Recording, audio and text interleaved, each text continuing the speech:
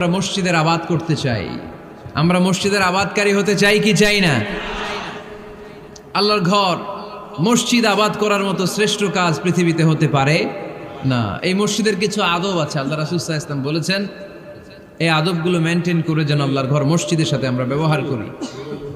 মসজিদের এক নম্বর আদব হচ্ছে মসজিদে ওযুর সাথে প্রবেশ করা। কিসের সাথে? ওযু করে পরিচ্ছন্ন হয়ে মসজিদে প্রবেশ করা। এজন্য অপবিত্র অবস্থায় গোসল ফরজ, এরকম অবস্থায় মসজিদে ঢোকা যাবে? কথা বলেন, ঢোকা যায়?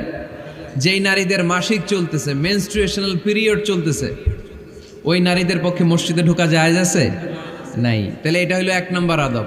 মসজিদে ঢোকার সময় কি করে ঢুকবো? অজু করে। আওয়াজ করে বলেন, কি করে ঢুকবো? অজু করে।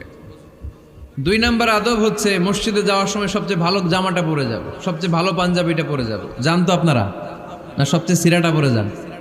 হ্যাঁ, অনেকের নামাজের জন্য একটা পুরান জামা আছে, সিরা পাড়া, এদিকে হাত উঠাইলে দিকতে দেখা যায়, আছে না নাই? সবচেয়ে সিরা পাড়াটা রাখে নামাজের জন্য, কপাল পোড়া। আর সুন্নাতে খাতনার অনুষ্ঠানে গেলে মাশাআল্লাহ লেহেঙ্গা গায়ে দেওয়া যায়, আছে না নাই?